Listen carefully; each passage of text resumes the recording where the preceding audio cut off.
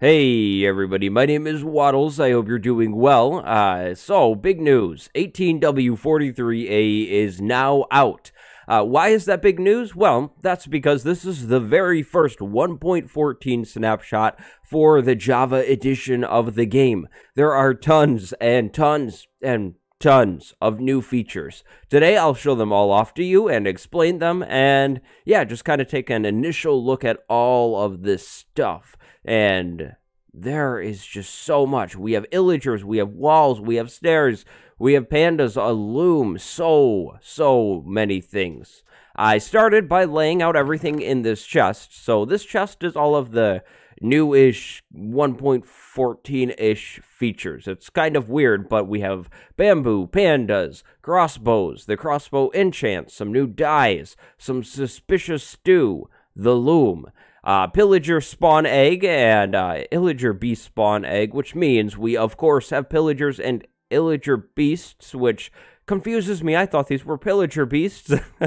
And then we have some banner pattern crafting stuff, which, of course, we'll get into all of this. Then we have all of these new blocks, so sign variants, stairs, slabs, walls. There's some new flowers in here. Tons and tons of new stuff, like an absurd amount of new block variants, which I am very happy with. If you've seen any of my content, you know this. And then finally, over here, we have some new recipes of sorts. So, to get your hands on smooth stone and survival, you're going to need to heat up some stone. Throw it in a furnace, and then you will get smooth stone.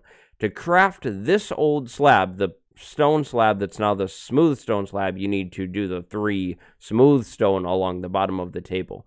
Now, all of these other smooth variants can be crafted similar to the smooth stone. You need to smelt whatever block in the furnace and you'll get the smooth variant. Nether brick fences are now nether brick fences.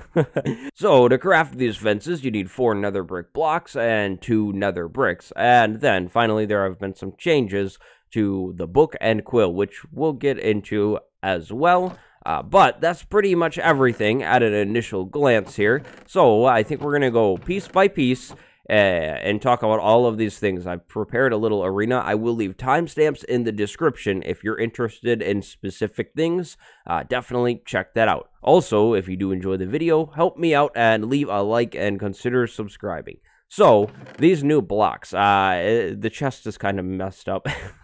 Please excuse that, but it's a whole lot cooler to look at the stuff in person here. So we have all of the walls laid out as of right now, and then all of the stairs, and of course the slabs over here. We have so many more variants. As you can see, we have andesite, granite, diorite, we have smooth sandstone, end brick, mossy brick stairs, which are probably my favorite because I absolutely love mossy brick, and now we get to have the stair variant of these things and do a little bit more detailing, which is really cool. And then all of the walls too. I'm very excited to use these stone brick walls in particular. Now, if you're curious about how they connect, they do connect pretty much the same. I believe that's exactly what it used to be, right, when you would connect walls. So that's that. However, you're probably noticing that everything looks a little different, and that is because the new textures are being implemented. I will talk about those a little bit more at the end, but things are going to look different. This is not a texture pack. This is default vanilla Minecraft. The textures have been being redone for quite some time now, and they're starting to get implemented in the game, but a little more on that a little later. Now we have these new flowers right in front of me now, and this black flower is the interesting one. This is the Wither Rose. Take a look at the top right corner of my screen when I walk near this flower. We get like a wither effect, which is so cool. I don't believe, well, I absolutely know, there is no flower in the game that gives an effect like that. Like, that flower is giving me the wither effect. That's not good at all. But that's really cool, and I think that's just in time for Halloween. If you're setting up something in your world for Halloween and you're using a snapshot, this is the flower to go with, right? Now, we also have the cornflower and the lily of the valley alongside the wither rose. Now, if we swing into this crafting table, we can see that we can get some blue dye from the cornflower. From the wither rose, we get black dye, and from the lily of the valley, we get white dye. All of those dyes are brand new to this update. If we search dye in our table here, all of the dyes now come up. They have been renamed more in line with just dye. So now we have green dye instead of cactus green. And again, we have these 4 new variants: blue, brown, black, and white dye. More signs have been finally added into the game as well. Now, as you can see, the text on these signs is now white, which is something that I am definitely going to have to get used to, but that was done because, to my understanding, the black text on the dark oak sign would not have worked at all. Like, it was really, really dark. But if you take a look at the base of these signs as well, we have a little bit of new texturing going on, even on the old sign that is now known as the oak sign. We have a little bit of the tree bark on the sign pole, and I actually really like that. I think that looks very, very nice, and certainly adds a nice touch. Now, if we take a sign and throw it on something, of course, as normal, there is no, like, pole or anything like that. It's just a sign on a chest, so that's all the same, but the signs are new. Now, when you're crafting a sign, you're going to need to use all of the same kind of wood now. You cannot use, like, a combination of anything anymore. You're going to need 6 oak blocks or 6 acacia blocks, whichever you're making. You need 6 of those and a stick still. So, next up, we'll talk about the suspicious stew. There's not much to say about this quite yet. However, you can find this in treasure ships and is also craftable. Now, whoever eats the stew will get whatever effect that is put on it, and whoever makes the stew knows what effect is on it. Now, interestingly, as of right now, suspicious stew is not in the menu system anywhere. You search it and it doesn't come up. You have to use the /give command to give yourself it, and I think we're going to know a lot more about the stew as time goes on, but as of right now, there's not too much information that I could really give to you, unfortunately, on the stew. However, just be aware that it is in the game. Here's the big one that I'm sure all of you are waiting to see. The pillagers are now being put into the game. So, I have a sword for a little bit of testing, and then I have a villager as well, because, just in case you are curious, the villagers have not been changed yet. They are the same as always. However, we do have the pillager, which is that guy right there, and then we have the Illager Beast. Oh, yeah. Look at that thing. It is so fast. Oh. That's why it was running. So, as you can see, they don't like villagers already. If we spawn in an unfortunate test subject, yeah.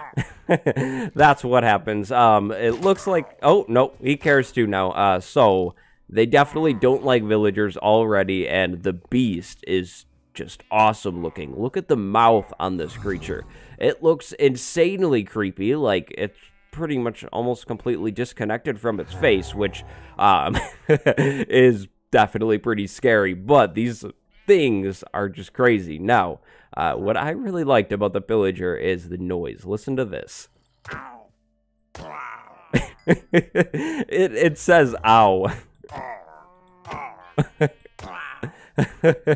Now, as you saw, I got an emerald from that pillager. That's the only loot item that I've gotten from these beasts, or creatures, excuse me, so far. However, I'm sure that we can get the crossbow from these guys as well. But, yeah, I've done some testing, and oh, right there. There we go. We have a crossbow. So, just as I suspected, we can get a crossbow, and there's a crossbow achievement. But then we have the Illager Beast, which is this guy. Has a ton of health, as you would probably kind of suspect, and it drops a saddle. Now, you cannot ride this beast. I'm clicking on it like I normally would, and, yep, you can't get on it. So, it's there, but, yep. You really can't ride it, even though it kind of looks like it. Maybe in the future. However, as I think about it a little more, it probably wouldn't make a whole ton of sense to ride this thing. But let's go ahead and do a little testing. Does it care about us when we're in survival? Oh, it does. And we are going to run very far away because it is fast and strong. We're not doing that anymore. Now, the pillagers, of course, will also not really like us very much at all. As you can see, they draw their crossbow when they spawn. Like, they're just getting ready for battle, so fine. I'll let them shoot me. Fine. That's what happens. But that's pretty much it for the pillager and the illager beast. At least for right now, but I'm sure there will be more information on these guys coming pretty soon. By the way, this sword had sharpness 5. That's what I was using to kill the creatures. If pillagers continue to drop emeralds, that is going to be a big farming thing. People are definitely going to want to get their hands on a pillager farm. Moving on to the loom. Now, the loom is completely new, like absolutely. The loom is intended for banner creation. So in here I have some white banners, I have some blue dye, and then I have these patterns which we will throw in here too because I'd like to show these off to you.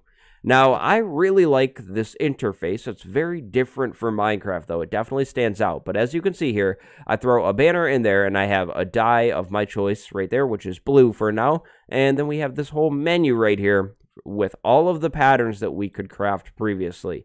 Now, you no longer need multiple dyes to do these recipes. Like for the slash before, I believe it was 3 dye that you would need. Now you only need 1. Now, these patterns are the patterns that you could previously get. So right here we have a Wither Skull one. Right here we have the Mojang one that I can't remember how to craft. Then we have the Creeper face banner thing. And then finally the flower one. Now, when you make these banner patterns, the item that you are making them with, so let's say a creeper head, does not get consumed anymore. That means you can make creeper face banners a whole lot easier, which of course is very, very nice. The interface, again, like I said, is so different, but I actually really like it. It's very, very simple, easy to understand. So let's say we want a white banner with a blue stripe. Then we could add another dye in and say, let's put a circle on it, right? There you go. And you can just make your banners like that. It's so much easier. You don't need to remember how to craft these shapes, which is kind of nice in my opinion. So that's the loom. This is what it looks like, in case you're curious. Kind of an interesting looking block, but it will definitely be nice to, you know, spruce up your house or your base with. If you're curious about the underside of the loom, here you go. It's kind of looks like wood. I'm sure the texture of this thing will change, at least on the bottom a little bit. That's pretty basic for now. Doesn't really match with the new stuff either. I mean, the top kind of does, but not the bottom. But that's the loom. So what you need to know about the loom is that it's for making banners. Moving on over to the crossbow. Now, the crossbow has been in the Bedrock edition of the game, or the Bedrock beta, for almost a week now. There's not much new in terms of crossbow mechanics, so if you have seen anybody cover the crossbow, including myself, pretty much everything applies here. We have multi-shot, which shoots 3 shots. We have quick charge, which speeds up how fast your crossbow charges. And then we have piercing, which is one that I completely got wrong when I was showing off the video. Piercing allows shots to go through mobs, so I don't know if these guys are close enough. No, they're not. But the arrow went right through that sheep and it landed right there, the one that I picked up the second time. So piercing kind of pierces through things. Just to save some time, I'm not going to show off each and every level of these enchants, but what you need to know is that there are 3 tiers of quick charge, 1 of multi-shot, and 4 of piercing. If you have a firework in your offhand, you can also shoot those with the crossbow, which is pretty cool and will certainly be good for some nice celebrations. But again, just to save some time, I won't be showing off each and every enchantment here. If you're looking for a little bit more information and showcasing on the crossbow, you should check out my Bedrock beta video. The features are pretty much the same as just over on Bedrock Edition. Moving on over to the Book and Quill. The Book and Quill has been pretty much completely changed. As you can see here, I can move my mouse around and I can click around and, you know, add in letters wherever I want here. So we can say waddles, and then we can go, oh no, I typed something wrong, and we can clear all of that out, right? And add and change things. It's a whole lot easier now. As of right now, there is no lectern in the game. It is not in the inventory, and you cannot give it to yourself if you're curious about the lectern. It has been being shown off on Twitter by Dinnerbone, and I made a community post about it the other day. However, that's not in the game quite yet. But the Book and Quill does feel a whole lot better to mess around with now. As you can see, we can go back into it after the fact and move around and type wherever we want. I'm doing it with the arrows this time. However, you could control things with your mouse as well. Ah, yeah.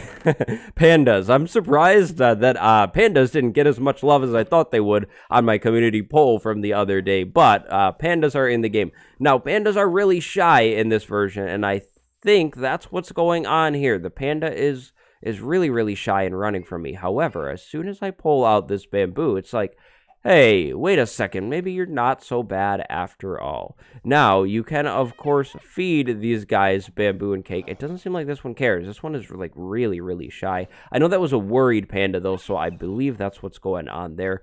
You could tell by the eyes. That one kind of had the puppy eyes. If we pull him over. No. Okay. Well, here's the other panda. We'll feed this panda some bamboo. No, he doesn't care either. Oh, no. Yes, he does. I spoke too soon. Now, pandas like cake. Okay. That's a scared one. Pandas like cake too, so there we go. Have some cake. Yep. They kind of hold the cake, and then eventually they'll eat it, which is really, really cool. And, of course, there are panda personalities. We have those worried pandas over there, and I'll see you later.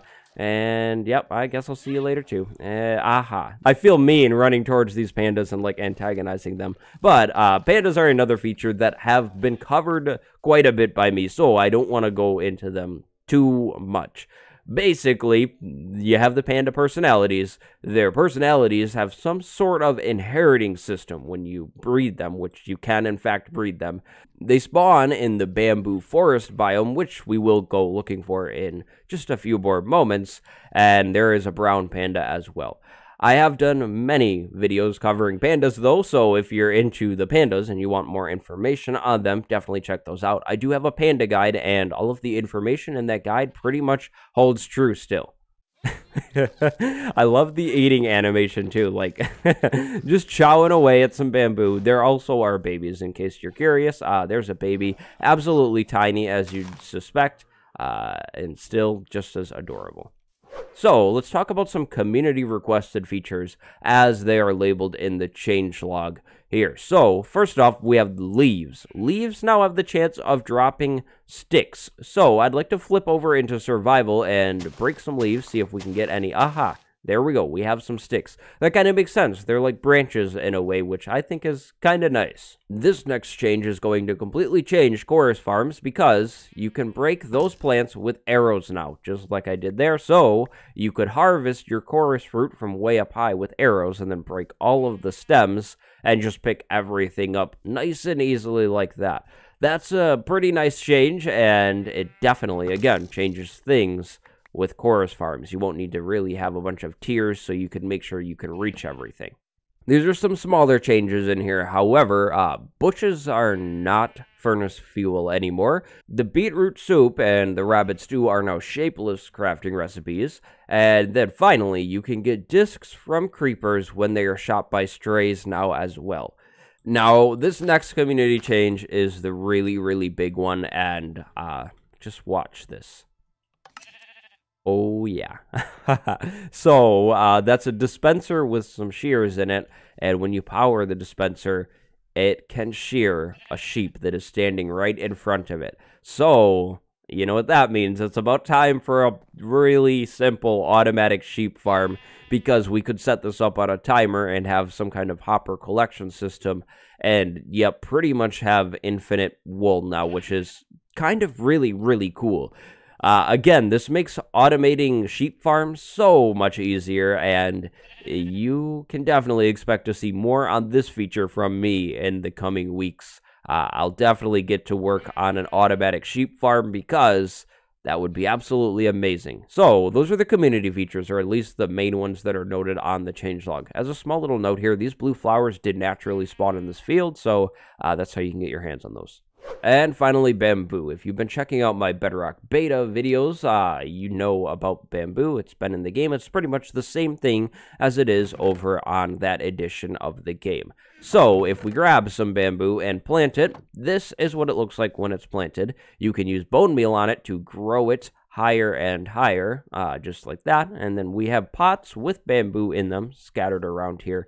Now, you can find bamboo in shipwrecks and in bamboo forests, which are in the jungle. You can also use bamboo to craft a stick. However, I believe I am doing something wrong here because it said that you could use 2 bamboo to make 1 stick, and yeah, that's not really happening. Now, scaffolding is not in this version of the game yet, but it will be coming in here. So there's not really like any other recipe that you use bamboo for right now. Now, if we swing our sword at bamboo, it will break. So we kind of just chop it down just like that. However, if you punch it with your fist, you can break it too.